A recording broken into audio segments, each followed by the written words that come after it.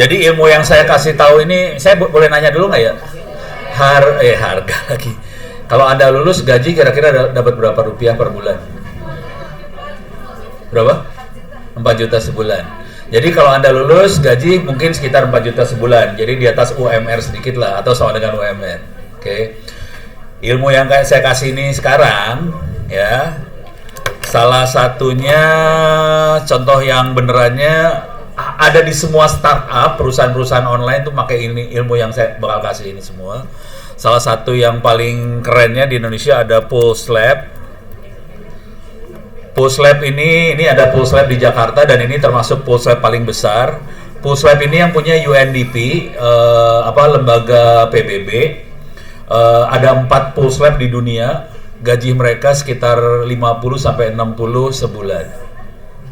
Gitu ya.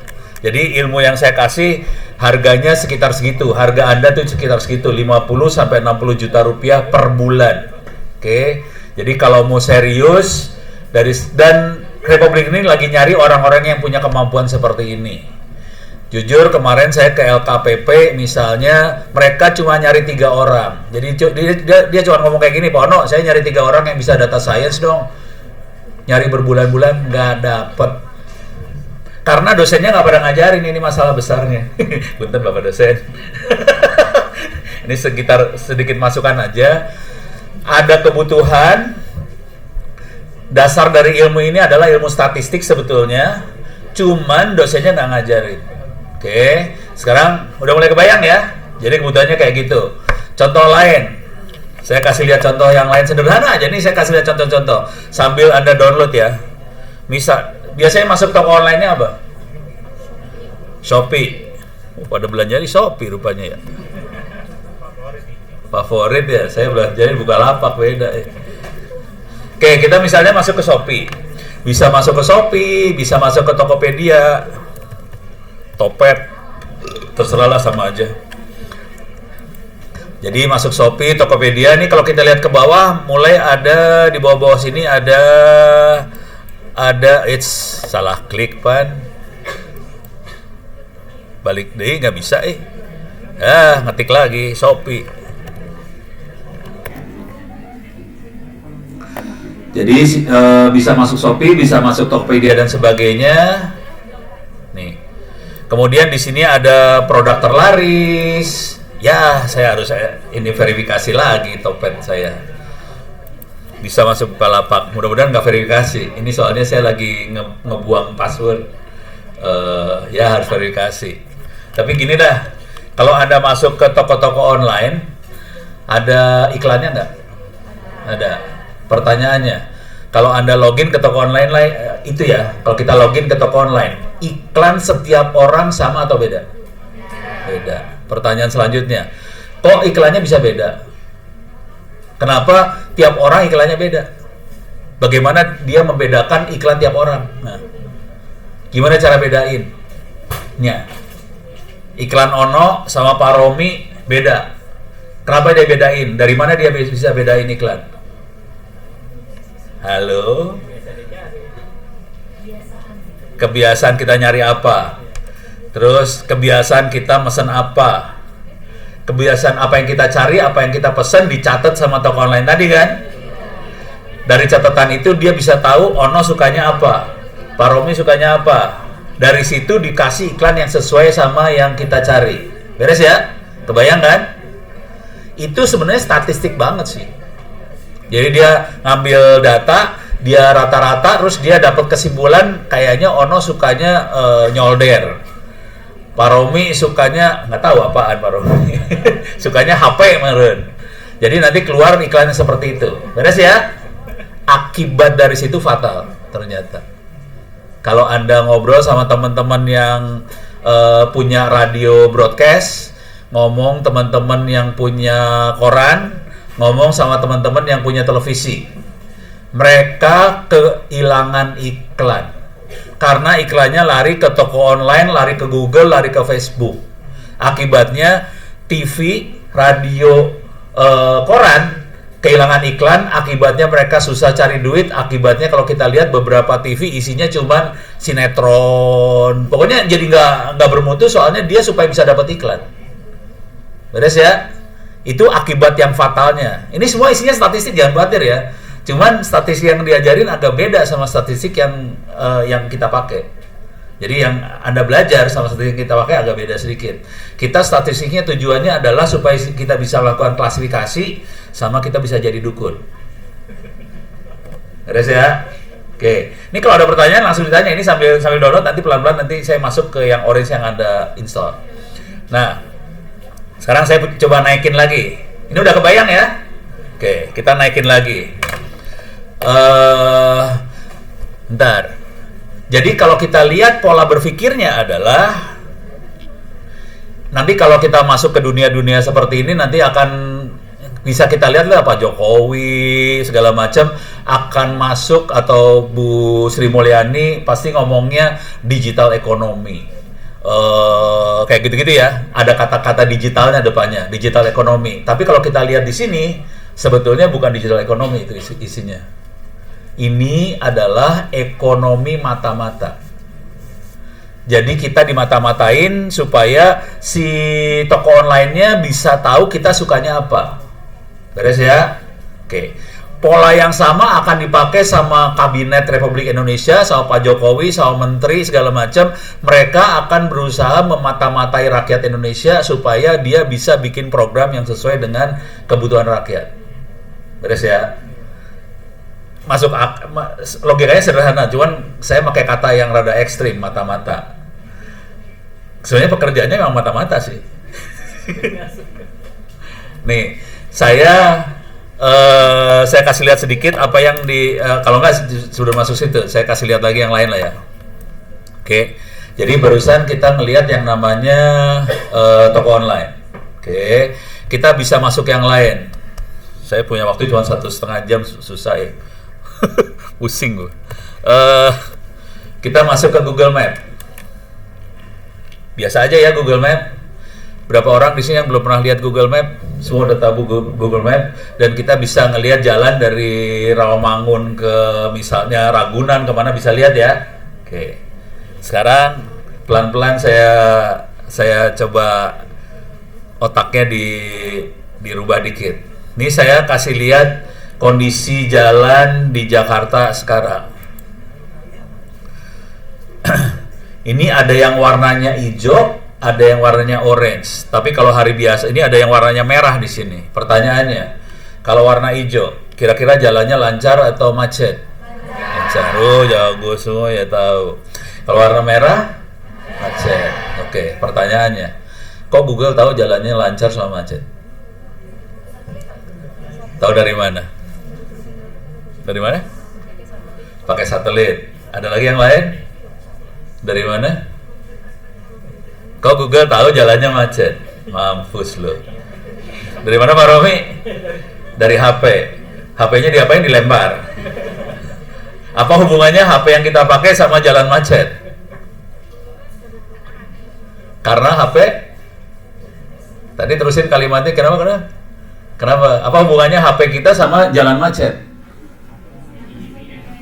HP ada GPS-nya. Apa hubungannya GPS HP sama jalan macet? Kok gimana hubungannya antara GPS HP jalan macet? Hubungannya apa coba? Langsung senggol-senggolan itu kumaha itu.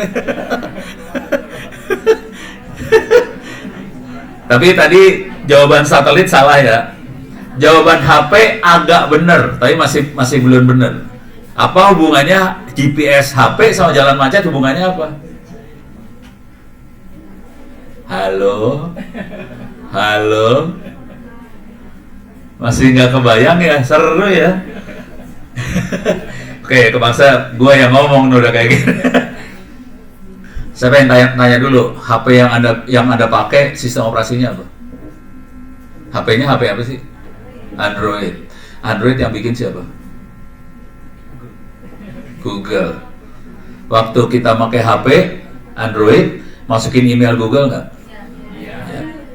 Sadar nggak kalau HP kita mengizinkan HP kita buat lapor ke Google.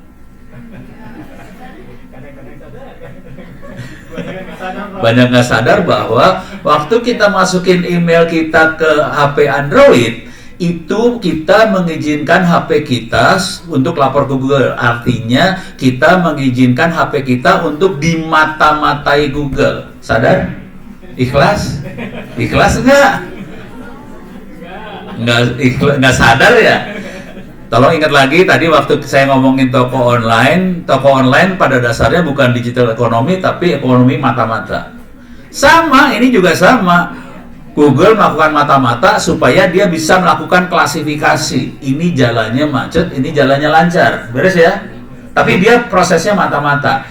Google tidak pakai satelit karena Google nggak cukup kaya buat beli satelit di seluruh dunia. Jadi caranya HP-nya suruh lapor, dapat jalannya lancar atau enggak. Sekarang kalau mau tahu, paling gampang gini deh. Ini saya klik, nih ya. Di sini ada your timeline. Oke, silakan klik your timeline. Kebetulan kalau saya kepaksa saya aktifin karena saya perlu ngasih demo kayak gini. Nah, ini si Google ada catatan sejak tahun 2009 sampai 2023. Ono jalan kemana aja, kelihatan ini Ono jalan kemana aja.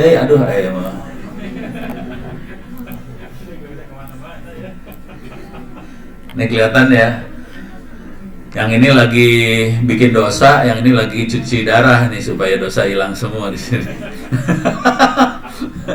Tapi dicatat sama Google, dicatat saya kemana aja. Sekarang kalau mau lebih presisi bisa. Ini saya klik di sini ya. Ini Tuesday tanggal 11. Itu kapan? Tuesday teh hari apa ya? Ini Tuesday aja ya. Tuesday tanggal 11. Hari Kamis. Sekarang sih hari Sabtu kan ya. Jadi hari Kamis kemarin saya kemana aja, saya klik nih. Nih saya klik, langsung kelihatan saya kemana hari Kamis. Kelihatan ya. Hari Jumatnya kemana aja, kelihatan. Hari yang ini kemana aja, kelihatan. Kelihatan semua, jangan khawatir ya. Dicatat tiap orang. Setiap handphone dicatat kemana aja. Beres ya, jadi kita dimata-matain. Pada saat kita dimata-matain, kita dapat, kalau kita lihat Google Map bisa tahu, oh ini jalan lagi lancar, ini jalan macet. Itu namanya klasifikasi. Bahwa jalan macet, jalan macet, lancar. Caranya klasifikasi kan gampang banget ya kalau kita pakai logika. Ini kalau handphone lagi ngumpul banyak, terus kecepatannya cuma 0,1 km per jam, macet. Kalau ada beberapa handphone jalan dengan kecepatan 100 km per jam, lancar. Kira-kira kayak gitu kan? Udah sesederhana itu. Ini isinya statistik loh, ini hati-hati. Ini isinya statistik, cuman kita nggak pernah mikir bahwa statistik bisa kayak gini. Beres ya? Sekarang saya kasih, ini kan baru klasifikasi. Pernah lihat Google jadi dukun nggak? Nggak pernah lihat ya? Dukun selama ini pakai menyan. Dukun yang akan datang makanya data. Dan kesalahan fatal Republik Indonesia adalah nih pesan aja buat anda yang masih muda nanti kerja di kantoran kan, ini jadi asisten perkantoran. Kesalahan fatal Republik Indonesia adalah datanya semua pakai kertas. Mampus ya udah deh. Soalnya kalau udah pakai kertas susah diproses sama komputer. Komputer susah baca kertas. Komputer bisanya baca file. Masalahnya datanya pakai kertas. Udah gitu kalau pakai BPKP, BPK segala macam, kertasnya teh satu truk. Nih tanyain sama dosen-dosennya lah. Kalau ada asesor, auditor segala macam itu kertasnya bertumpuk-tumpuk kan ya, kasihan deh lo. Tapi akibat dari situ kita negara ini jadi nggak maju. Karena kita nggak bisa ngolah data, kita nggak bisa melakukan klasifikasi sama prediksi yang baik. Contoh prediksi gini, contoh prediksi ya. Ini kan administrasi perkantoran ini misalnya buat sekolah. Contoh prediksi. Kalau kita punya datanya bagus, kita bisa prediksi kira-kira nih anak nilainya bagus, kira-kira nanti kedepannya dia suka apa? Apakah dia cocoknya masuk ke jurusan kedokteran? Apakah cocoknya masuk ke jurusan teknik? Apakah cocoknya masuk ke jurusan ekonomi? Itu bisa kelihatan dari awal sebetulnya. Jadi bukan pendataan cuma data udah gitu. Oh oke, kita bikin ranking kan ya biasanya gitu ya, data statistik ranking. Ini juara 1 2 3. Kagak, kalau kita lebih jago kita bisa jadi dukun. Ini anak nanti kedepannya kayak gimana, suksesnya kayak gimana. Gitu. Kalau lebih ekstrim adalah gini, dan ini yang saya kerjain juga sih. Kalau ekstrim gini, mungkin nggak kalau kita nilai soal ujian esai pakai komputer. Komputernya suruh nilai ujian esai. Bisa nggak? Kalau multiple choice mah gampang ya. Multiple choice gampang. 1A, 2B tinggal cocokin sama tabel aja ya kan. 1A, 2B, 3C. Bisa nggak soal esai dinilai pakai komputer? Mampus loh. Saya nanya dosennya dulu ya. Nanya dosennya. Bapak-bapak ibu dosen, bisa nggak soal esai dinilai pakai komputer? Gimana caranya? Oh, kalau dosennya dari keyword. Kalau ada keyword-keyword ini nilainya sekian. Oke, makanya keyword. Kalau komputer yang jago, dia bisa baca kalimat. Nanti saya kasih lihat kerjaan yang saya kebetulan bukan nguji esai waktu kemarin. Saya kasih lihat aja ya. Saya kasih lihat langsung lah, biar pada pusing kepala. Saya juri di Satu Indonesia Award. Oke.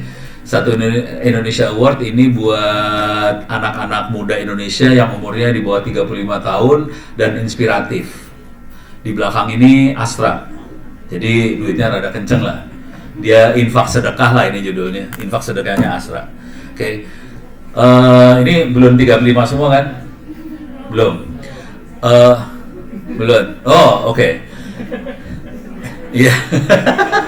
Jadi gini, jadi kalau Anda ngelihat ada orang yang umurnya di bawah 35 tahun dan inspiratif, silahkan dimasukin dalam sini. Waktu masukin itu kita perlu daftar, bikin account segala macam. Nanti kita bisa masukin orang. Waktu kita masukin bentuknya tulisan. Nama dia siapa, alamat di mana, visi misinya gimana, apa yang dia kerjain, susah nggak yang dia kerjain, terus efeknya kayak gimana, outreach-nya gimana, outcome-nya gimana, sustainable nggak, semuanya bentuknya tulisan. Kemudian juri akan ngasih nilai. Ini kayak soal esai kan, kalau tulisannya kayak gini nilainya 9, tulisannya kayak gini nilainya 8, juri akan ngasih nilai. Oke. Dari nilai itu kita ranking kan, yang paling tinggi dapat award. Beres ya? Bayangin ini tulisan, ada nilai.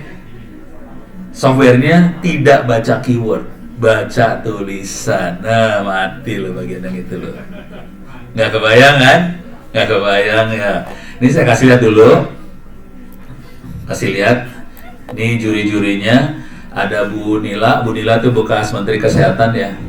Ada Pak Emil Salim. Pak Emil Salim itu Menteri Lingkungan Hidup ya, zamannya Pak Soeharto. Ada Pak Fasli, ini Wakil Menteri Pendidikan. Ada Bu Puni, ada Ono. Nggak penting. Ini gue jadi nggak konsen. Ini Pak Awe ini, nah ada yang cakep ini bikin salah fokus biasanya. Oke. Kok diliatin terus sih? Emang cakep sih, mau diapain? Tapi kalau saya lihat mahasiswa di sini enak hidupnya ya. Mahasiswanya ada berapa sih? Cowok ada berapa? Banyaknya cewek-ceweknya 90% kayaknya, apa 95% cewek. Cowoknya ada berapa? Satu kelas. 7-8 dari 100. Waduh, Anda hidupnya enak banget ya. Saya dulu satu kelas 120 anak, ceweknya cuma 3. Pokoknya mengerikan lah. Kami kesulitan untuk mencari pasangan.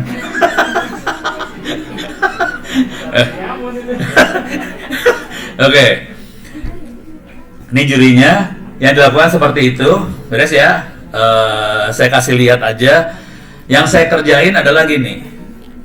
Saya ambil tulisan-tulisan tadi. Tiap tahun ada sekitar hampir 20.000 pendaftar. Harus dinilai. Dan dinilainya dalam waktu seminggu. Pernah nggak Bapak Ibu dosen nilai soal esai 10.000 dalam waktu seminggu? Mabok ya. Dan ini ada 10.000 esai, dinilai dalam waktu seminggu harus selesai, dan kita harus bisa dapetin 60 orang. Nah, akibatnya saya bikin program. Jadi ini saya kasih lihat ujung dulu ya.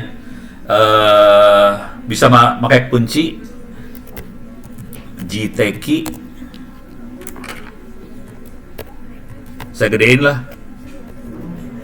Kata kuncinya JTK Ono gitu ya. JTK itu nama jurnal ya. JTK itu nama jurnal. Nah, ini langsung JTK jurnalnya Q3 atau Q2 sekarang nggak tahu. Adanya di UAD di Jogja, tapi dia levelnya Q2 atau Q3. Ini kerjaan iseng, saya nulisnya dalam waktu 1 minggu doang sih. Ini iseng banget, saya lagi iseng. Jadi caranya kira-kira gini. Itu tadi ada puluhan ribu orang yang daftar. Ini kita sudah melakukan award ini udah belasan tahun dengan puluhan ribu orang daftar. Pak Emil Salim, Bu Nil. Jadi yang ngasih nilai menteri ya, bekas-bekas menteri ya. Bu Nila, Pak Emil, Pak Fasli, ada yang cakep tadi. Tapi si ini nilainya parah banget. Aduh ampun nih. Dia kalau presentasinya parah. 1, 2, aduh buset dah. Tapi bagus sih, jadi saya bisa punya outliers. Nah, ini ada tulisan, ada nilai. Konsekuensinya, kalau saya bisa dapetin model dari tulisannya, kalau tulisan kayak gini nilainya kira-kira berapa gitu kan ya. Kalau saya bisa dapetin model itu, saya kasih tulisan baru, dia bisa nilai sebetulnya. Kira-kira kalau tulisan kayak gini dapat nilai berapa? Itu yang dikerjain, jadi kita sama sekali tidak pakai keyword. Kita betul-betul ngitung, kalau tulisan kayak gini nilainya berapa? Langsung dapat. Oke. Lama pisan, Oke. Saya kasih lihat yang udah saya download aja di sini, mudah-mudahan saya dapat. Saya kasih lihat aja ya. Salah.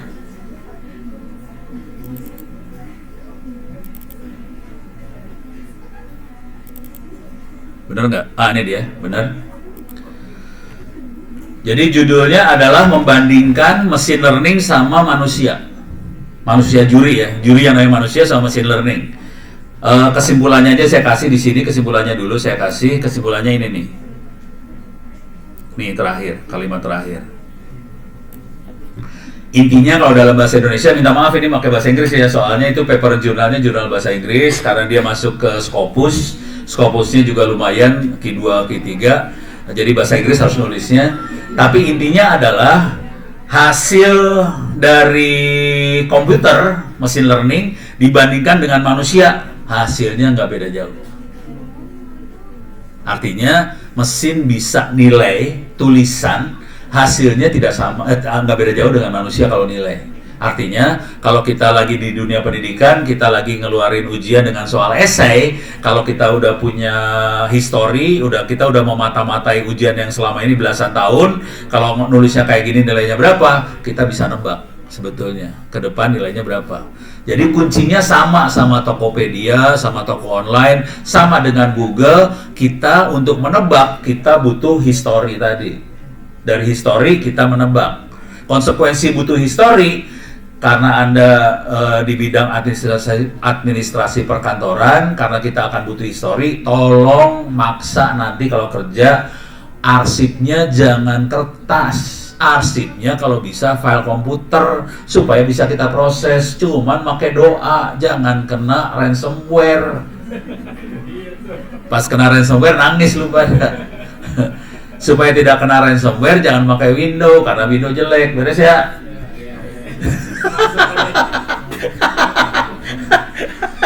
Oke, sekarang saya kasih lihat perdukunan. Ini beres ya urusan ini. Jadi tolong perhatiin, ini apa yang saya omongin bisa jadi paper jurnal, bisa jadi tugas akhir Anda sebenarnya. Oke, jadi nanti kalau pengen bikin tugas akhir bisa. Contoh tugas akhir misalnya gini, kalau kita punya kumpulan nilai siswa-siswa dari beberapa tahun belakangan, terus kita punya track siswanya, ini siswa yang 10 tahun yang lalu ternyata sekarang jadi direktur, siswa yang 7 tahun yang lalu ternyata jadi pakar S3 apa. Kalau kita lihat nilainya dia di sekolah dan hasil akhirnya kita bisa nebak kira-kira. Kalau nilainya kayak gini, kemungkinan dia bisa jadi direktur. Kalau nilainya kayak gini, kemungkinan dia bisa S3 di mana, gitu. Jadi kita harus track bertahun-tahun, tracking orang tuh bertahun-tahun. Terus ya, cuman kalau bisa jangan berbentuk kertas. Kalau kertas nanti kita capek, harus nulis ulang, mati lu nulis ulang. Sekarang saya kasih lihat paper jurnalnya bentuknya kayak gimana ya. Nanti saya ini loadingnya lama Tadi kalau kita masukin orange data mining, salah. Yang akan saya ajarin programming ya. Jadi saya akan ngajarin programming loh ini. Parah. Cuman programmingnya bentuknya kayak gini nih. Ini programnya kayak gini bentuknya. Beres ya? Ini nanti saya ajarin nih. Kesempatan ini saya coba ajarin bikin program ini supaya kita bisa melakukan klasifikasi sama kita bisa melakukan prediksi, kita jadi dukun. Nih kalau kita lihat paper jurnal saya turun ke bawah, page down. Nih, ini source code-nya saya kasih. Ini saya di jurnal saya ngasih source code. Cuman kayaknya editornya nggak tahu bahwa yang saya kasih source code. Karena ini programnya bentuknya kayak gini doang. Ini program komputer ini. Ini program. Programnya bukan kayak tulisan if, then, for, to, apa kagak. Programnya sebelum ini sih sebenarnya. Asli ini program. Cuma dia kagak tahu. Saya tahu nih, editornya nggak tahu bahwa yang saya kasih program. Ini jurnal saya tulis seminggu loh ini, asal tahu aja ini cuma kerjaan seminggu, iseng-iseng saya masuk keterima, udah selesai. Langsung seminggu kemudian terbit. Langsung Q2, Q3 masuk. Gampang lah jurnal mah, nggak ada apa-apanya asli. Cemen. Coba kalau nggak percaya iseng ya, coba yang nulis cuma satu orang sendirian coba. Udah iseng nulis sendirian masuk jurnal kan, gila ini mah udah kacau dah. Nah sekarang saya kasih lihat urusan perdukunan ya. Nanti pelan-pelan saya akan ajarin yang namanya orange ini. Tapi tolong diingat di kepala bahwa dalam proses ini kita melakukan mata-mata. Oke, sekarang saya kasih lihat mana tadi teh? Nih ya, saya balik lagi ke sini. Oke, yang kita lihat di sini klasifikasi. Oke, jalan macet, jalan lancar, itu namanya klasifikasi. Sekarang kita lihat dukun. Pernah lihat Google jadi dukun? Belum pernah lihat kan? Belum ya? Oke, sekarang saya kasih lihat dukun. Misalnya saya pengen jalan dari Tangerang ke Jakarta. Ini kebetulan ada orang dari Kemhan segala macam, teknik yang sama. Saya kasih tahu dulu ya.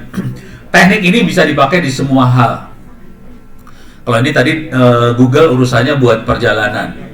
Kalau kita di dunia pertahanan, kita bisa pakai misalnya buat deteksi teroris. Contoh cara deteksi teroris paling blow on ya. Teroris kan pakai Facebook segala macam juga ya. Misalnya ISIS lah. ISIS kan pakai Facebook buat rekrut anggota kan. Kalau kita bisa dapetin tulisan-tulisan semua yang ada di Facebook, kita bisa nanti klasifikasi. Oh, yang ini tulisannya curcol. Oh, yang ini tulisannya cari pacar. Oh, yang ini tulisannya cuman mau ngasih tahu gua pernah makan-makan di restoran apa. Yang ini tulisannya buat rekrut anggota ISIS. Jadi dia melakukan klasifikasi sama Google ini juga sama. Cuman kalau Google ini kan datanya adalah data GPS. Kalau tadi ISIS segala macam datanya tulisan yang diposting di Facebook. Kalau tulisan segitu banyak harus dianalisa sama manusia, nggak mungkin. Orang otaknya cuma segini.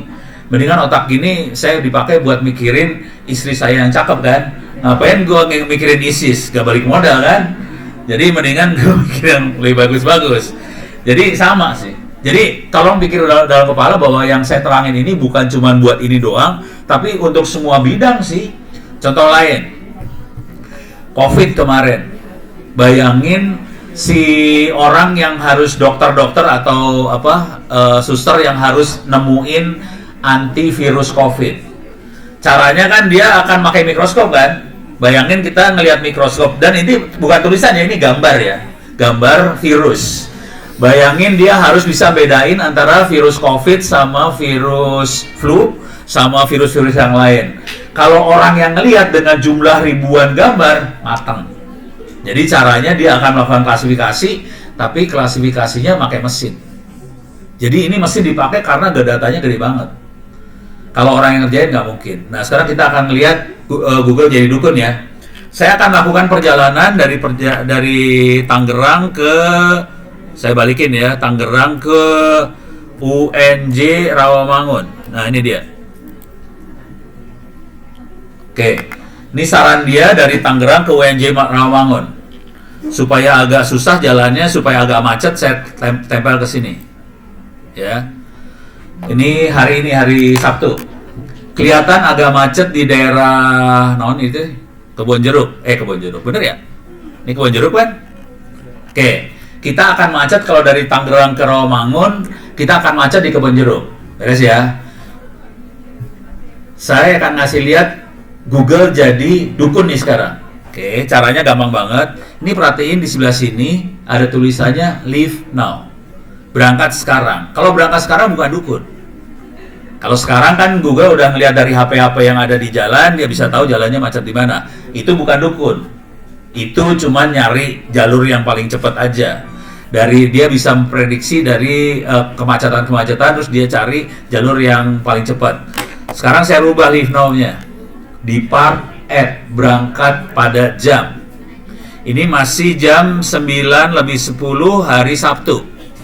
Saya rubah harinya ya, ke besok hari. Tolong liatin macetnya ya. Tolong lihat macetnya. Ini macet di sini, ini macet di sini, nih ada macet nih. Saya rubah ke hari Minggu ya. Saya klik ini, pindah ke hari Minggu. Sama nggak macetnya? Beda ya? Udah kejadian belum? Belum. Dukun nih. Dukun ya. Coba kita geser lagi. Pindah ke hari Senin. Pindahin ke sini lagi. Dia nggak, sama sekali nggak ngasih alternatif ke sini sekarang. Dia nggak mau di kesini soalnya ini macetnya parah banget nih. Oke, tapi di sini ada macet nih. Ini ada macet ya. Oke, harusnya paling enak kalau jalurnya sama. Ini pindah jalur nih rese. Soalnya di sini udah macetnya ampun. Ya udah, coba ke hari Selasa ya, dengan jalur yang lewat Ancol. Macetnya sama nggak? Saya balikin ya, Senin, tolong lihat macetnya aja ya. Lihat yang warna merah, tolong lihat warna merahnya. Saya balikin lagi ke Senin, macetnya lain ya. Selasa, macetnya lain. Rabu, oh dia balik ngasih jalur yang ini lagi nih sekarang. Gitu. Belum kejadian dan dia bisa prediksi macet. Pertanyaannya, bagaimana dia melakukan perdukunan ini? Mampus lu. Histori apa? Histori bahwa 7 hari lagi akan macet di sini. Gimana histori mana coba? Ayo. Gimana dia melakukan prediksi? Ini dukun, asli dukun.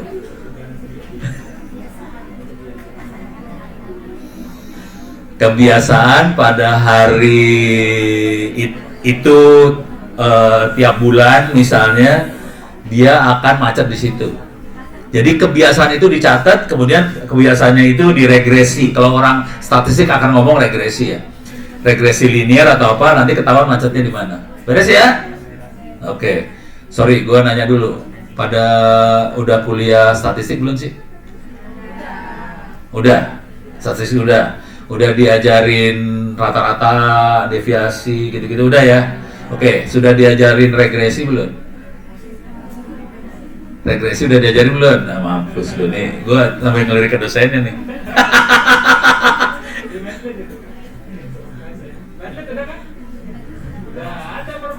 Oh udah, cuman masuk kiri keluar kanan ya.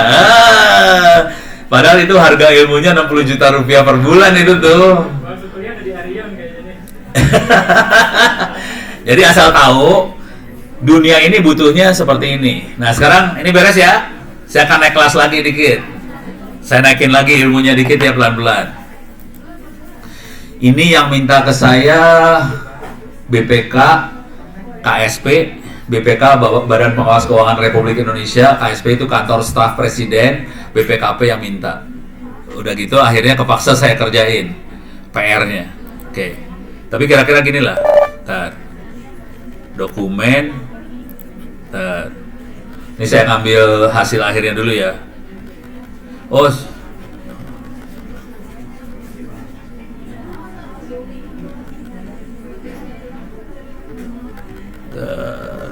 Oke.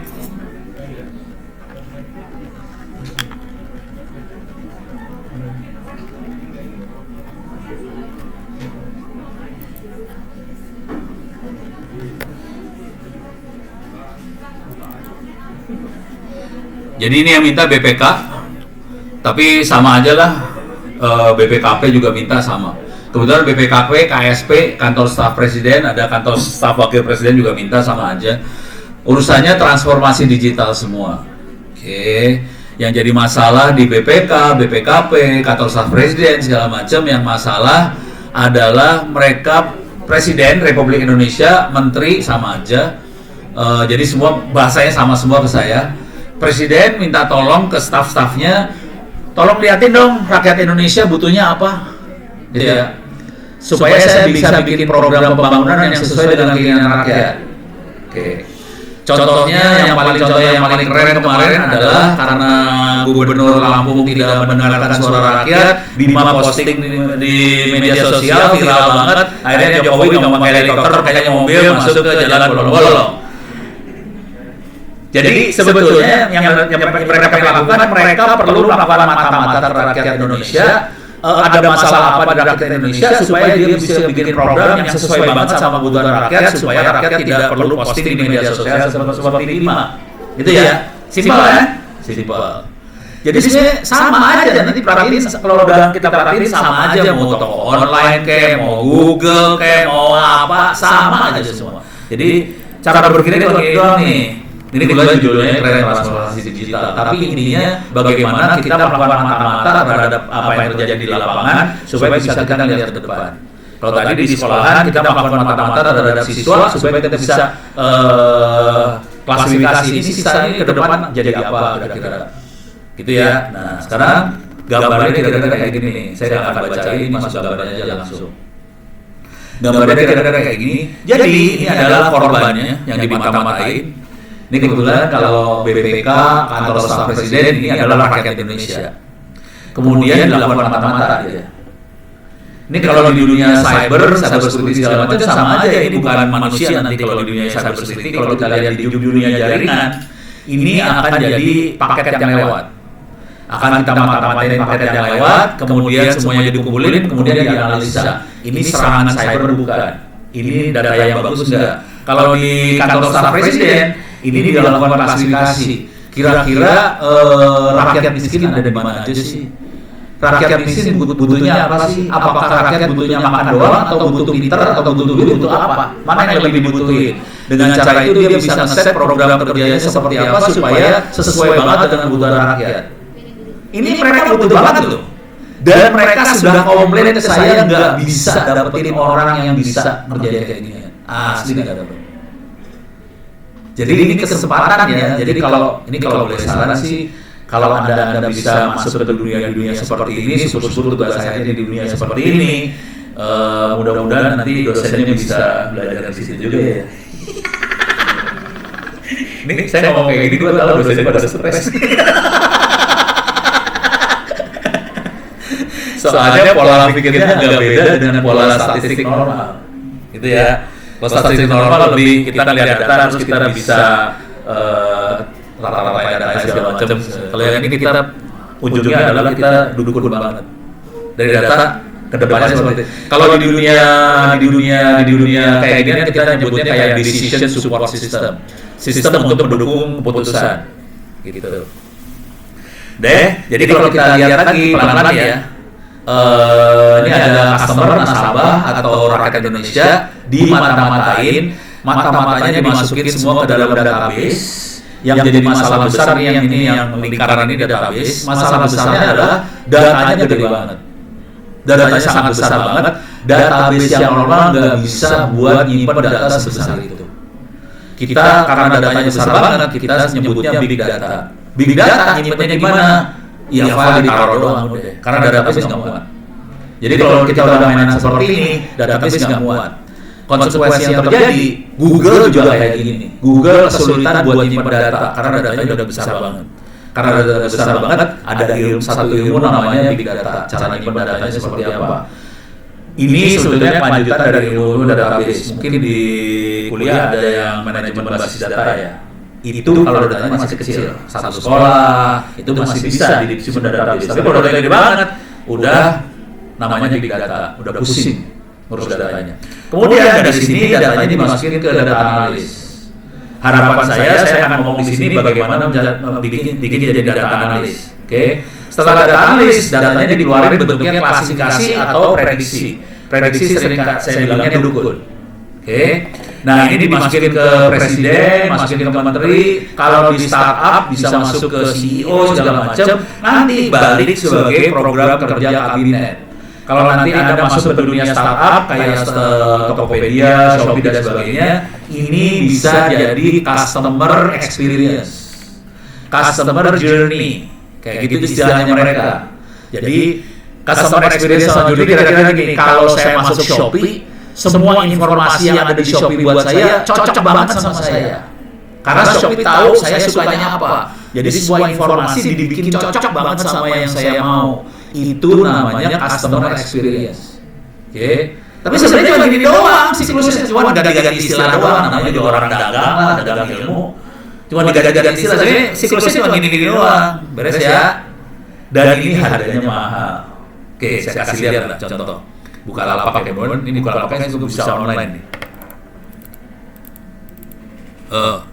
Gua harus login. Nick, harus login ini pasti nanya lagi. Saya belum dapat. Ya udah capek deh. Oke, kalau Anda mesen sesuatu misalnya Arduino misalnya. Kalau saya klik pesan sesuatu kayak gini, oke, saya pesan. Nanti di bawah sini dia akan ngasih barang terkait. Oke. Jadi kalau misalnya ada barang yang kira-kira cocok terkait ya, asal tahu aja ya. Ini saya kebetulan ketemu sama Ibam. Ibam itu vice presidennya dari si Bukalapak. Oke, ngobrol lah kita. Ini dia yang bikin. Jadi yang barang terkait ini dia bikin. Dan dia melakukan pengukuran, dia ukur efeknya dari dia bikin seperti ini. Yang normal Bukalapak akan muterin duit sekitar 12 triliun per bulan. Duit yang, jadi kalau udah main kayak gini duitnya kencang banget sih. Jadi duit yang berputar 12 triliun, transaksi yang terjadi 12 triliun. Pas dia masang yang ini, duit berputarnya nambah sekitar 300 miliar lagi tambahan. Jadi jujur minta maaf aja ya, toko-toko online ini banyak yang penyembah berhala sih ya. Jadi dihitungnya berdasarkan uang. Jadi tadinya 12 triliun, putaran duitnya dikasih ini naik 300 miliar lagi tambahan. Ini mainnya mesin learning yang tadi. Kalau orang pesan ini akan pesan apa? Ditolong di sini. Kita sebagai user kan senang, oh kayaknya Bukalapak tahu banget nih.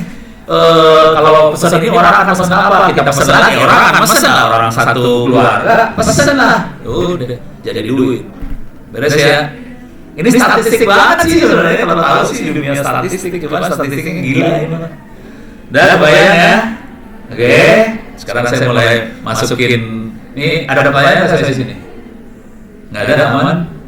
Aman, nggak ada pertanyaan ya? Oke. Yang download udah berhasil belum? Udah install belum? Belum. Ke download nggak? Ke download. Silakan diinstal. Mumpung ini kita akan coba jalanin. Udah install? Belum? Coba diinstal. Oke. Coba yang download acung deh, ada berapa yang download? 1, 2, 3, 4. Oke. Yang download kalau udah berhasil download tolong diinstal ya. Tolong diinstal. Mudah-mudahan bisa cepat installnya. Biar bisa ikutan. Oke. Nih, sekarang saya akan coba jalanin. Cuman cara saya jalanin agak beda karena saya makanya Linux bukan Windows. Oke, ini udah beres. Ini udah beres. Ini beres. Oke. Kalau Anda yang pakai Windows, cara jalaninnya nggak seperti ini ya. Ini orang aja yang pakai Linux jalannya rada ngaco beda. Saya masuk ke ibunya Python. Jangan dilihat, ini mas serem.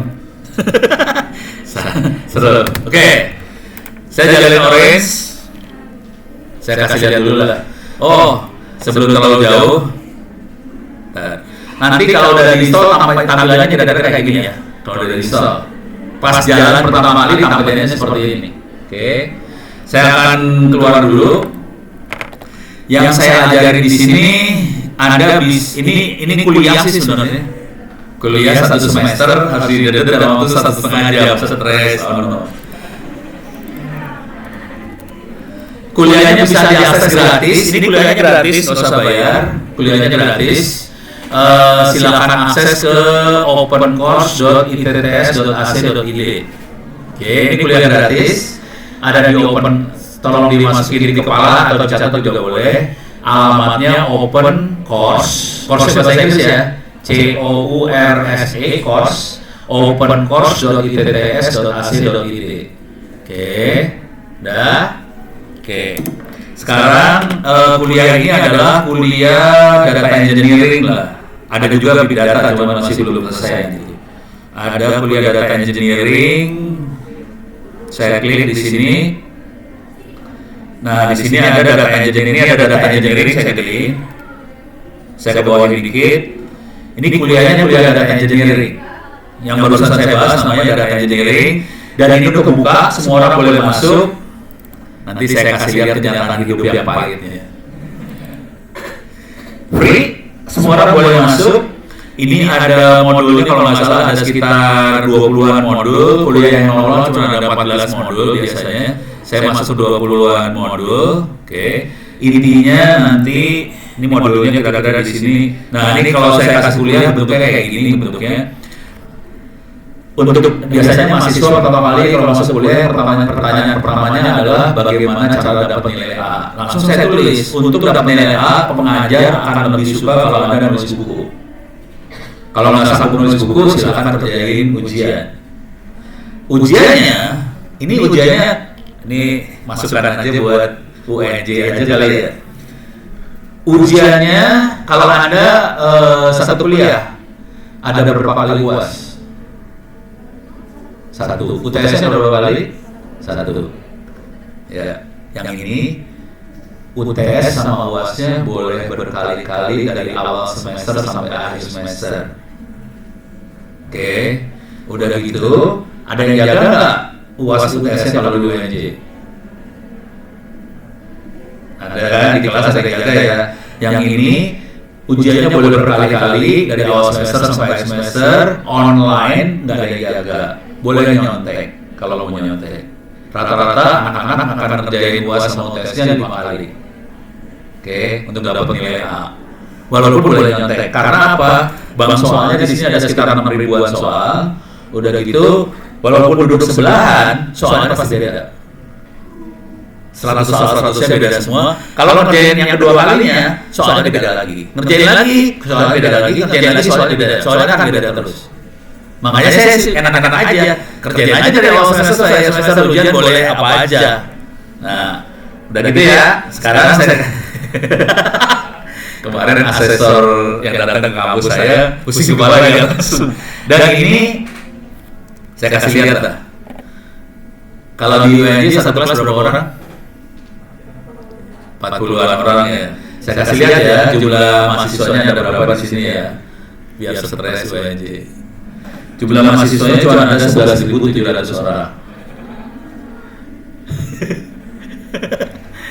Bayangin dengan jumlah mahasiswa 11.700 orang, boleh kerja ujian kapan aja, di mana aja, servernya nyala 20, kan servernya nyala 24 jam. Kenapa ujiannya ditentukan tanggal sama jamnya, nyala 24 jam, kerjanya tiap hari ujian. Kalau udah tiap hari ujian, ada remedial nggak? Kira-kira remedial akan terjadi kalau ujian cuma sekali loh. Ini boleh berkali-kali, jadi nilai kalau nilai jelek ujian lagi, yang diambil adalah nilai terbaik.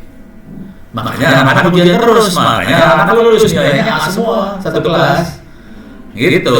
Ikhlaslah, akan ujian terus. Daripada cuma ujian sekali nilainya jeblok. Mendingan kayak gini kan. Ujian berkali-kali. Boleh nyontek Pak? Boleh, nyontek aja kalau bisa. Nyontek aja kalau bisa. Udah. Asli nih saya nyontek. Gitu ya. Sekarang saya kasih lihat lagi hasil ini ada 11.000 orang kan. Data science ya. Sekarang saya pengen tahu. Jadi yang dapat ini akan dapat sertifikat gratis. Jadi kalau Anda ngerjain di sini akan dapat sertifikat gratis. Nanti bisa ngomong sama Pak Romi, Pak, saya dapat sertifikat dari Pono, boleh nggak ditransfer jadi kredit kuliah di UNJ? Kalau dari kita sih boleh aja. Bisa. Oke, sekarang saya kasih lihat global nih. Saya kasih lihat gila aja ya. Dari 11.700 orang, kira-kira jadi sertifikat akan dikeluarkan kalau nilainya di atas 90. Bisa nebak nggak dari 11.700 orang yang dapat nilai 90 ada berapa orang? Berapa orang? 100? Berapa orang? Berapa?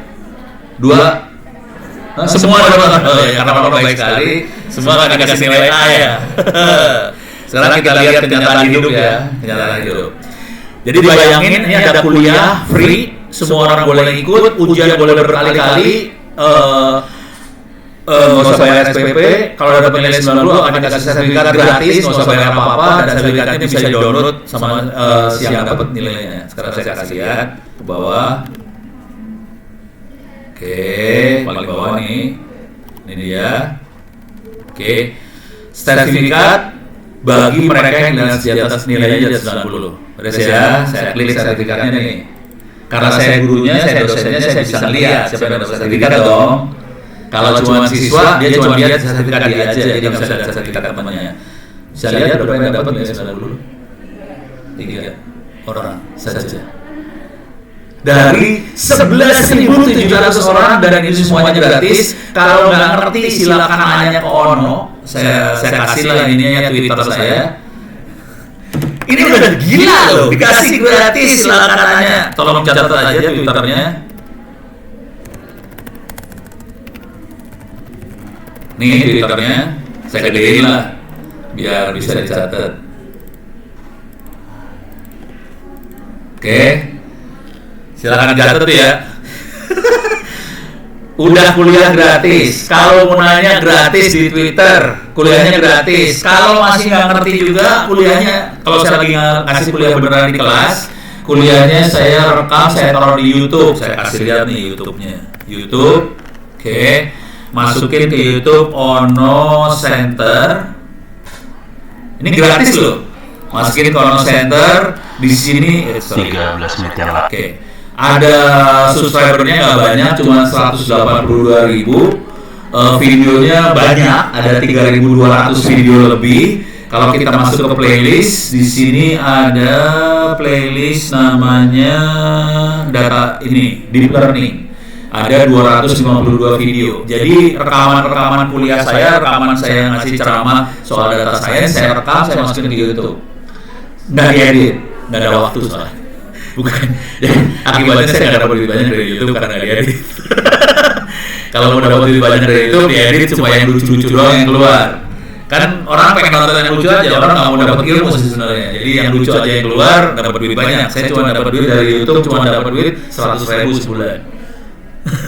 Karena nggak diedit, taruh apa adanya. Akibatnya bukan yang bikin konten di YouTube lah.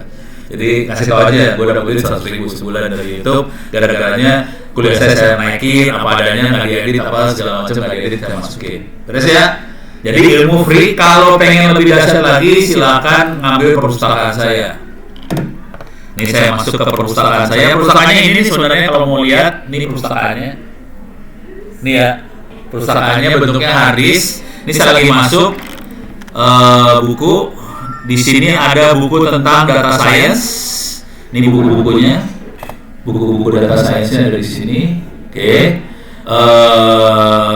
Ada buku tentang artificial intelligence. Saya naikin ke atas. Di sini ada artificial intelligence. Salah klik.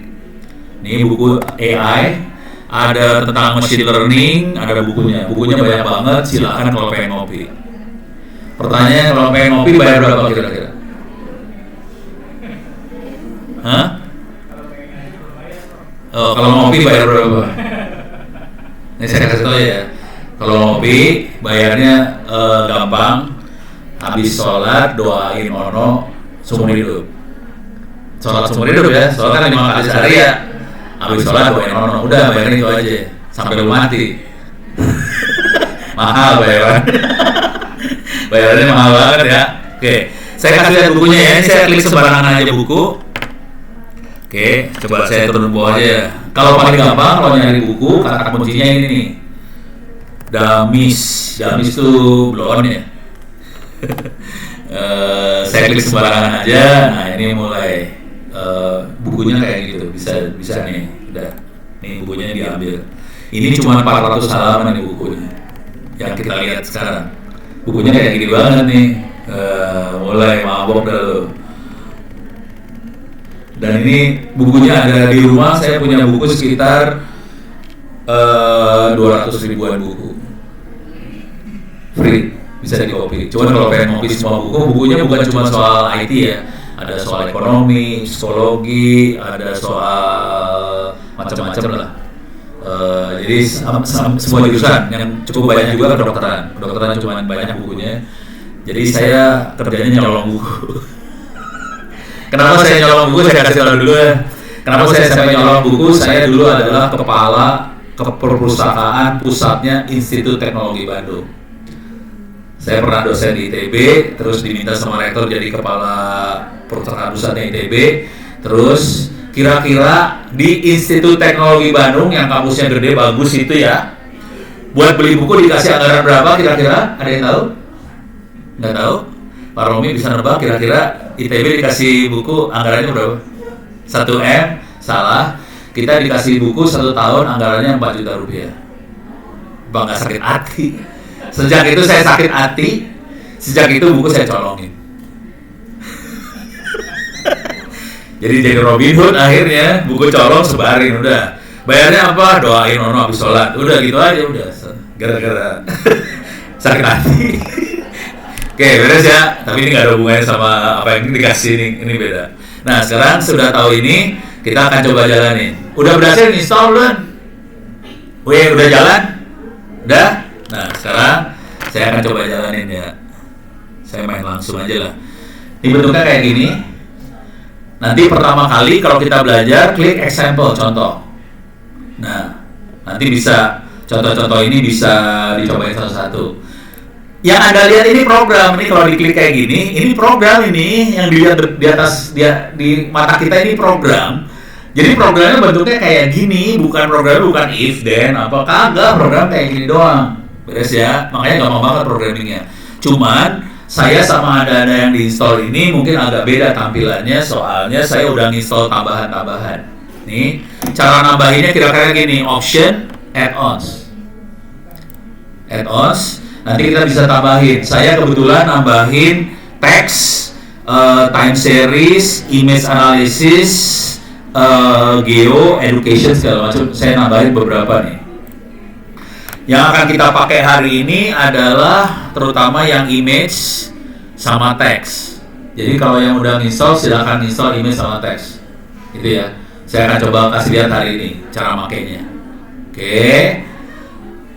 Ini saya langsung programming ya. Saya keluar lagi. Oke, saya akan programming nih. Programming lagi. Ya ini keluar. Jadi saya jalaninnya kayak gini, orange canvas. Udah, keluar. Ini nggak akan saya pakai. Ini programming yang sederhana dulu ya. Dia bisa baca file Excel. Jadi file Excel bisa dia baca, kemudian bisa dia analisa dari file Excel. Cuman makhluk ini sudah dikasih beberapa file-file contoh buat mainan. Oke. Contoh sederhana aja ya. Klik data. Ini file, ini saya untuk baca file cuma ini aja digeret nih, file digeret, klik digeret. Oke, nanti kita klik di sini, ini file apa bisa dibaca. Oh tapi sebelum terlalu jauh saya harus ngajarin filosofi dikit lupa. Filosofi dari ini semua kayak gini sih sebenarnya. Jadi kalau kita mainan kayak gini, persamaan yang dipecahin persamaannya kayak gini. A kali X plus B sama dengan Y. Mau bidang apapun persamaannya kayak gini yang dipakai. Oke, pertanyaannya, ini dosennya udah bisa jawab dia. Coba gue pengen tahu mahasiswanya ngerti nggak? Ini persamaan apa nih? Pelajaran SMA kelas 1 kayaknya. Ini SMA SMP sih? SMA ya? SMA kelas berapa? Kelas 1 ya? Kelas 2? Persamaan kayak gini, persamaan SMA kelas berapa ini teh? Kelas 2 ya? SMP udah dikasih juga. Oke, SMP udah dikasih kata Pak Romi dikasih nih. Persamaan apa coba ini, halo? Persamaan apa ini? Pak, suruh ke SMP lagi nih. Ini mahasiswa semester berapa ya? Persamaan linear ya? Oke. Sekarang saya kasih contoh soal. Contohnya gampang banget lah. Saya kasih itu dulu ya, cara mencahinya pakai metode substitusi. Lu kalau kagak bisa, lu belajar lagi ke SMA. Kita akan mencahi persamaan linear pakai metode substitusi. Misal, saya kasih nilai. Kalau X-nya 1, kita dapat Y-nya 7. X-nya 2, Y-nya 8. X-nya 3, Y-nya 9. Oke. Kalau di dunia data science, proses yang ini namanya training data. Setelah kita kasih X1 Y7, X2 Y8, X3 Y9, kita harus nyari A-nya berapa, B-nya berapa. Sekarang saya pengen nanya, coba A-nya berapa, B-nya berapa?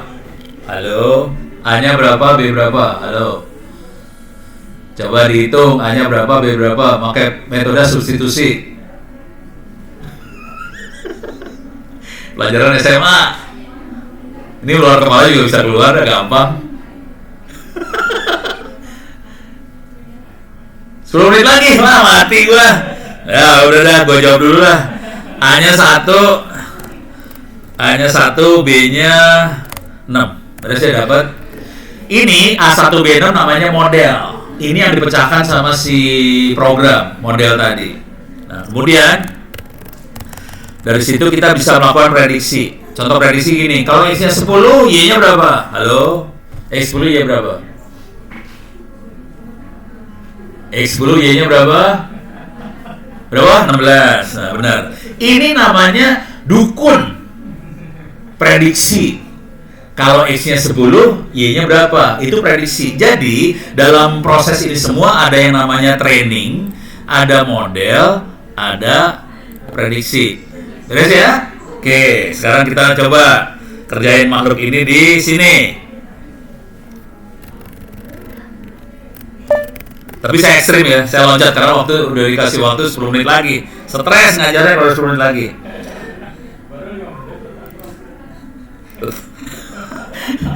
Nih, saya kasih lihat ya. Tapi saya harus ganti data nih. Tapi kira-kira kalau kita ngambil data kayak gini, kita bisa lihat datanya. Cara ngeliat data cuman saya ambil apa sih namanya? Data table, saya sambungin, kita bisa lihat datanya. Terus ya. Ini bisa lihat datanya. Sekarang saya ganti data lah. Datanya saya ganti, remove. Saya pakai data set. Dia udah punya data set nih sebenarnya. Dia punya data setnya contoh kumpulan data. Oke. Saya pakai data setnya Titanic. Tahu Titanic kan? Pernah lihat Titanic? Tahu apa Titanic coba? Kapal, nggak tenggelam ya? Oke. Saya ambil datanya Titanic. Oke. Kapal tenggelam. Saya lihat datanya nih. Ambil data ya. Datanya cuma kayak gini bentuknya nih datanya.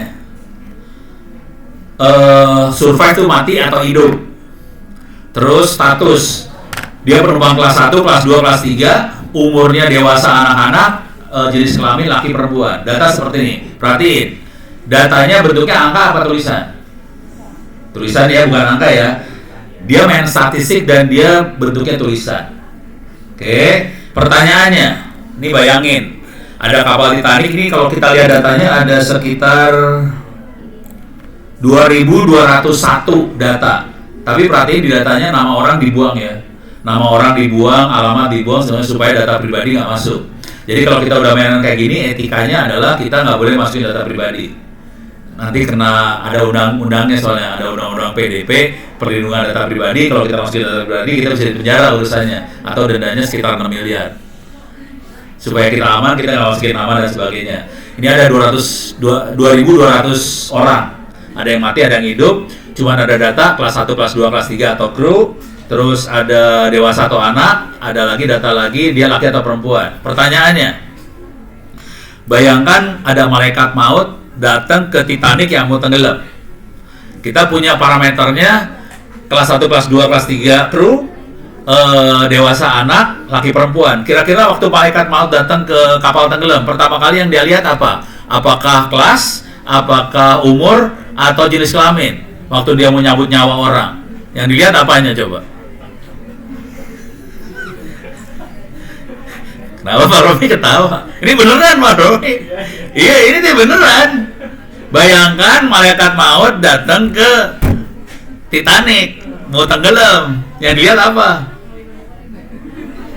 Di sini nggak ada parameter cantik, jelek, butut, nggak ada. Halo? Kira-kira apa? Bingung. Hah? Usia, umur. Jadi kalau yang anak-anak mungkin nggak akan dicabut nyawanya, yang tua-tua kayak saya mati aja loh. Gitu ya, beres ya. Jadi kesimpulannya gitu aja kan? Ya, oke, nggak apa-apa, sah. Itu kan asumsi kita. Sekarang kita melakukan modeling dari dia. Dan di sini ada kita pengen model tuh banyak. Di sini ada tree, random forest, gradient, apa segala macam. Oke, kita ngetes dulu, kita evaluasi model mana yang paling bagus. Ini buat tes. Di tes ini yang kita lihat adalah belum keluar. Oke. Nanti yang dilihat terutama adalah presisinya. Seberapa presisi dia bisa melakukan prediksi. Oke. Saya masukin berapa, ini data saya masukin ke sini.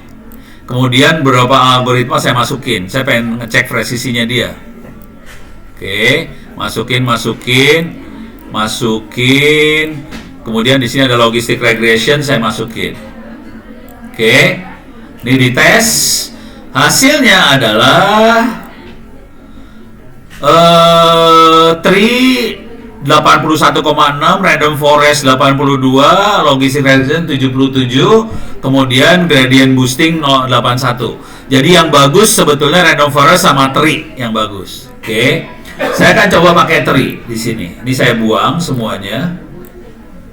Ya ini salah. Ini saya buangin, remove, ini remove. Oke, saya akan pakai tree, masukin ke sini tree. Kemudian saya harus visualisasi hasilnya. Jadi kalau kita mainan data science machine learning adalah cuma mata-matain model, visualisasi. Sekarang saya akan visualisasi. Oke, visualisasi, kita akan 2 level aja. Ini hasilnya adalah, ini yang hidup ya, yes. Targetnya adalah yes. Kita lihat pertama kali yang dilihat adalah jenis kelamin, bukan umur. Minta maaf, jadi saya masih bisa hidup. Tapi yang jenis kelamin yang bakal hidup adalah yang perempuan, yang laki bakal dimatiin sih sebenarnya. Gitu ya. Jadi si malaikat pas datang yang dilihat, lu laki perempuan, laki, mati aja lu perempuan hidup, kira-kira gitu. Setelah itu kita masuk level selanjutnya, yang perempuan akan dilihat lagi. Anda kelas berapa? Kelas 3, mati. Kelas 1, 2, kru hidup. Beda perilakunya sama laki-laki. Laki-laki akan dilihat terutama umur, bukan status. Umurnya, Anda dewasa, tua, mati, anak-anak hidup. Jadi beda perilakunya antara laki perempuan. Jadi ada diskriminasi sih. Jadi si malaikat maut sebenarnya punya diskriminasi. Beres ya?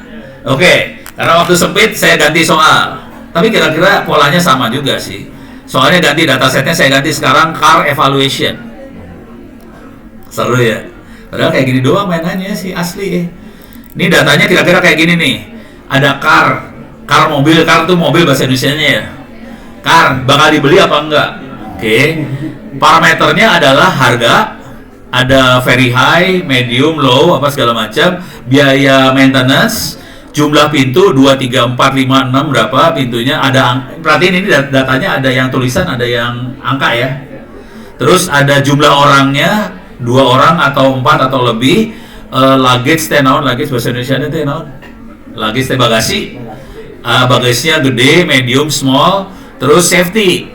Apakah nih mobil bakal masuk jurang kayak kemarin di Gucci masuk jurang truk lagi salah busnya masuk jurang mati orang ya.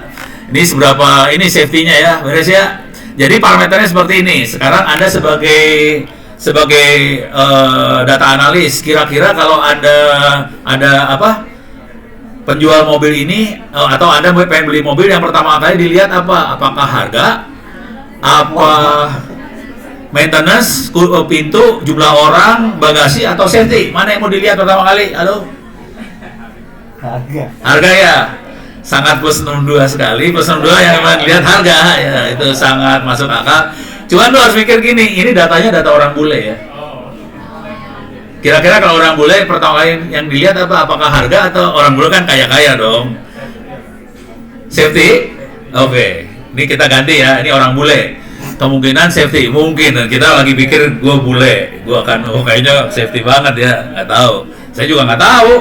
Kayak kita lihat akibatnya. Salah pencet.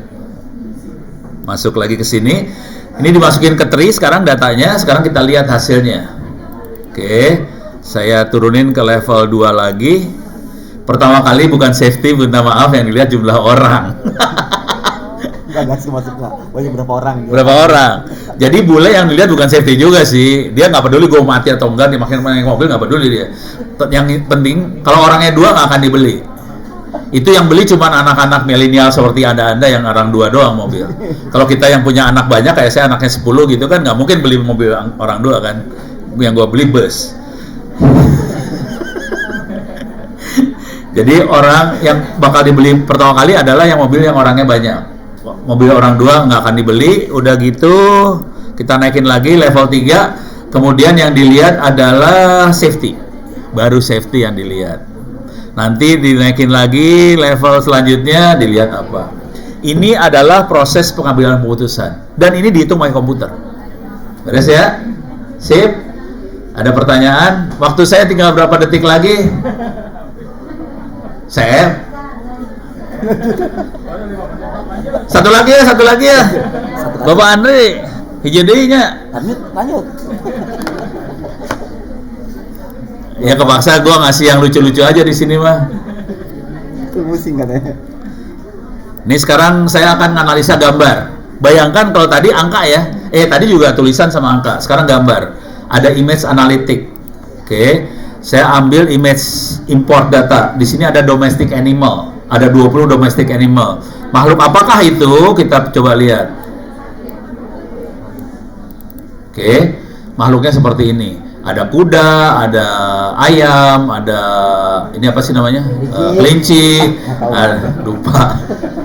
Ada sapi segala macam. Kita sebagai manusia kita bisa mengelompokkan. Oh, ini sapi, keluarga sapi. Ini kuda satu kelompok sama mungkin yang ini. Ini bebek sama bebek. Bebek sama angsa, soang. Ya, kita manusia. Nih, sekarang coba kita lihat datanya ya. Datanya mah geblek, ini mah kacau. Nih kita lihat datanya. Datanya seperti apa nih, saya geser ke sini biar ada lega dikit ya. Datanya seperti ini. Datanya cuma nama file, kilobyte-nya, terus pixel. Tidak ada informasi sama sekali. Ini satu keluarga sama mana? Nggak ada. Seru ya. Dan kita harus bikin pengelompokan seperti itu. Ini keluarga siapa? Bentuknya gambar loh, bukan tulisan loh. Nah, kalau kita sebagai manusia logikanya gini. Oke, ini gambar. Ini yang kaki-kaki 4 disatuin jadi satu. Ini yang kakinya 2 jadi satu. Yang ada sayapnya jadi satu. Yang ada buntutnya jadi satu. Yang lucu-lucu imut-imut jadi satu. Beres ya? Nah, gimana caranya kita buat ngekstrak fitur tadi? Kakinya 2 segala macam. Nah, ini ekstraknya pakai ini namanya image embedding. Oke, image embedding yang kita pakai namanya Google Inception V3. Apakah itu? Nah, kita lihat dikit Google Inception naon. Google Inception V3. Bentuknya kayak gini dah, mampus dah. Ini namanya neural network. Jangan ketawa dulu. Enggak. Tapi filosofi di balik neural network ini adalah persamaan linear doang. Dia mecahin persamaan linear. Kalau ini neural network saya ganti ya. Neural network persamaan linear. Nah, kita bisa lihat dari sini misalnya. Jadi persamaan linear kan AX plus B sama dengan Y. Jadi yang dilakukan, jangan yang ini deh, cari yang ada B-nya. B-nya mana dia? Nah, ini. Nah, ini nih. Jadi yang dilakukan adalah X-nya bisa banyak, X1, X2, X3, X4, W1, W2, W3 sampai WN itu sebenarnya A-nya tadi. Kalau masih ingat persoalan saya itu ada AX, sebenarnya bentuknya kayak gini doang, A kali X, dijumlah kebetulan, ditambahin B, hasilnya Y. Jadi neural itu persamaan linear. Beres ya? Jadi yang dilakukan sama Google Inception adalah bikin persamaan linear. Oke. Masuk, saya masukin nih ke sini, kirim ke Google, dibalikin sama Google. Ini masuk ke internet beneran loh, ini hati-hati, ini saya kirim ke Google, dibalikin sama Google. Sekarang kita lihat efeknya. Oke, dia nambahin di sebelah sini. Yang warna coklat adalah yang lamanya. Ini langsung dia dapetin fitur-fiturnya, dan dia ngekstrak 2000-an fitur dari situ. Nah, yang harus kita lakukan setelah dapetin fitur, kita harus mengelompokkan. Cara mengelompokkannya adalah ngukur jarak. Ini sama nggak? Satu kelompok nggak? Jaraknya sama nggak? Nah, udah, caranya cuma gitu doang. Nah, jadi kita ngukur jarak. Cara ngukur jarak di sini ada unsupervised learning, di sini ada distance. Ini ngukur jarak. Setelah kita ngukur jaraknya, kita bikin cluster teh kelompok. Pengen lihat kelompoknya seperti apa. Ini dapat kelompoknya seperti ini. Cuman ini tidak manusiawi karena bentuknya tulisan doang. Supaya enak, saya ambil, saya buang dulu, remove, saya geser ke sini, saya masukin. Ini masukin ke sini. Coba kita lihat. Oke, ini ya. Kita lihat klasternya. Coba lihat yang ini. Sama nggak? Sama ya. Coba lihat yang ini. Salah ya, karena si Google nggak tahu bahwa yang ini teh kecil, yang ini teh gede. Google rada goblok gitu. Ini contoh kesalahan algoritma, karena dia nggak tahu bahwa kalau menurut gambar sih sama-sama gedenya. Padahal kalau kita tahu, kita manusia kan tahu, kan kita lebih pintar daripada komputer ya. Jadi dia tahu. Coba kita lihat lagi yang ini. Oke, yang ini kelihatan ini kaki 4 warna coklat semua. Yang ini warna putih. Kalau yang ini kaki 4. Coba kita lihat yang ini. Ini ayam, kita lihat ini kalkun. Kita tahu kalkun sama ayam teh beda sebenarnya. Cuman dia kan goblok Google ya. Jadi nah, yang ini burung-burungan semua nih, burung-burungan. Yang ini ada yang lucu keluar. Yang ini kelompok lucu. Beres ya?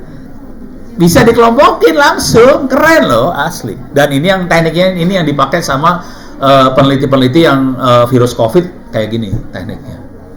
Teknik yang sama bisa kita pakai buat deteksi muka, wajah. Ini wajahnya Ono, ini wajahnya Jokowi, ini wajahnya siapa gitu. Ini wajahnya Bu Opi. Nanti ada klasifikasinya, orang cakep, orang jelek, orang cantik keluar. Saya biasanya masuk yang jelek-jelek sih soalnya. Oke.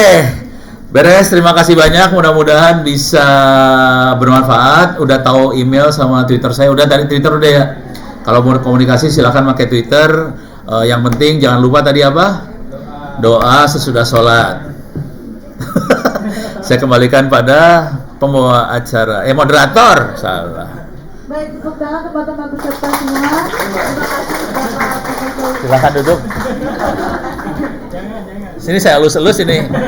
Ininya, kursinya doang dielus-elus. Oke, baik, selanjutnya ialah pemaparan materi oleh pembicara kedua, yaitu Bapak Dr. Andes Andri Johadri. Kepada beliau dipersilakan.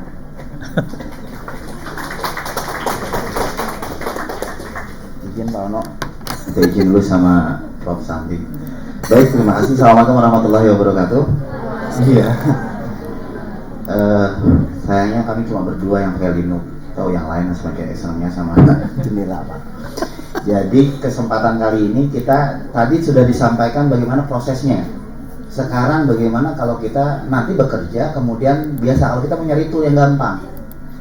Tadi disampaikan bahwa gampang untuk mencari gambar Pak Ono gampang, kan gitu.